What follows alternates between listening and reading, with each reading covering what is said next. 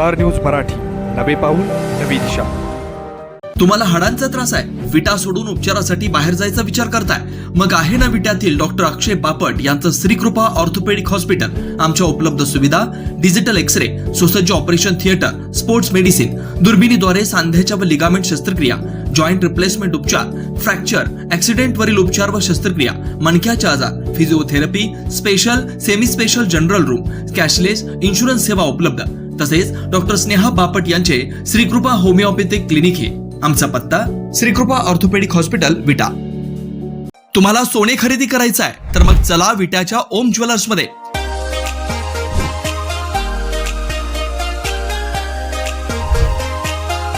विट्यातील प्रथम सोन्याचे 100% BIS 916 hallmark jewellery showroom, HUID प्रमाणित सर्व दागिने, ग्राहकांसाठी सुवर्ण संच योजनाही सुरू। तर मग एक वेळ अवश्य भेट द्या। आमचा पत्ता ओम ज्वेलर्स, सराफपेठ, बँक ऑफ महाराष्ट्र समोर, विटा। श्री भगवान ढमाले गार्डीकर, डॉक्टर विशाल शिंदे मोराळे।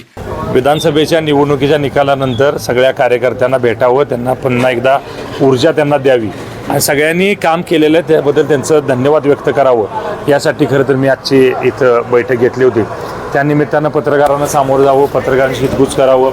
जी आपली भूमिका निवडणुकीच्या वेळी होती की या मतदारसंघातून जो शाश्वत विकास व्हायला पाहिजे होता, किंवा काय तर विकासामध्ये जो बॅकलॉग आहे तो भरून काढायच्या संदर्भात काय जे आपल्या डोक्यामध्ये संकल्पना होत्या, तर लोकप्रतिनिधी म्हणून आपण निवडून जरी नाही आलो असलो किंवा EVM-मुळे आपल्याला एवढा तोटा झाला जरी असला तरी परंतु आपण लोकांच्या संपर्कात राहणं, त्यांच्या अडीअडचणी जाणून घेणं, त्यांना बळ देणं आणि पुन्हा एकदा नव्या उमेदीने उभा राहणं, ही भूमिका घेण्याच्या निमित्तानं किंवा सांगण्याच्या निमित्तानं आज आम्ही सगळेजण इथे उपस्थित होतो। स्थानिक स्वराज्याच्या संस्था आता येत आहेत, निवडणुका येत आहेत, या निवडणुकाकडे कसं बघताय?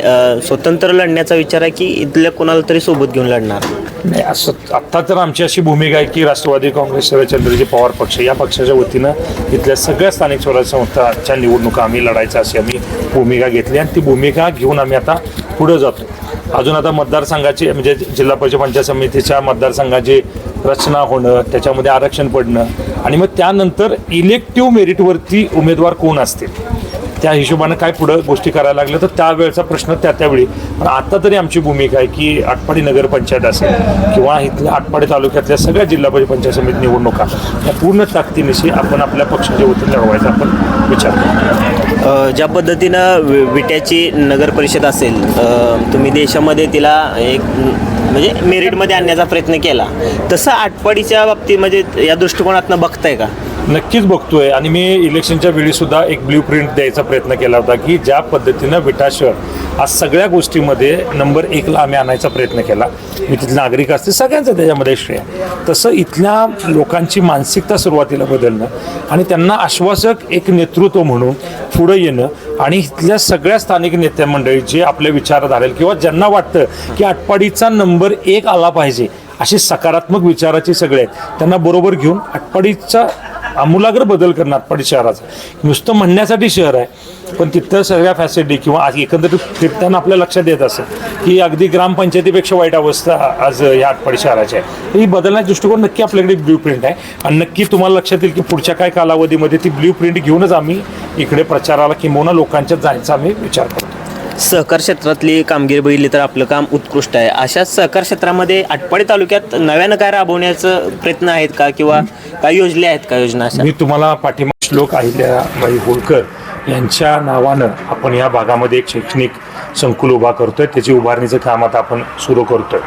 भविष्यामध्ये इथं सहकार क्षेत्र असेल किंवा पब्लिक लिमिटेडमध्ये असेल, एखादा जागरी पावडर्स युनिट असेल किंवा एखादी इंडस्ट्री चांगली असेल की तिथं शेकडो लोकांना त्यांच्या हाताला रोजगार निर्मितीच्या हिशोबाने आपण काय मदत करू शकतो का, ह्या हिशोबाने आता माझं प्लॅनिंग चालू आहे। त्यामुळं निवडणुकीच्या निकालावरती ते अवलंबून नव्हतं, तर मला इकडे येऊन कामच करायचं होतं आणि तुम्हाला काय नजीकच्या या 4-6 महिन्यामध्ये ह्या सगळ्या गोष्टी आपल्या निदर्शनास येतील। निवडणूक आहे, स्थानिक स्वराज्य संस्था चेहरे जुनेच असतील का नवीन असणार आहेत?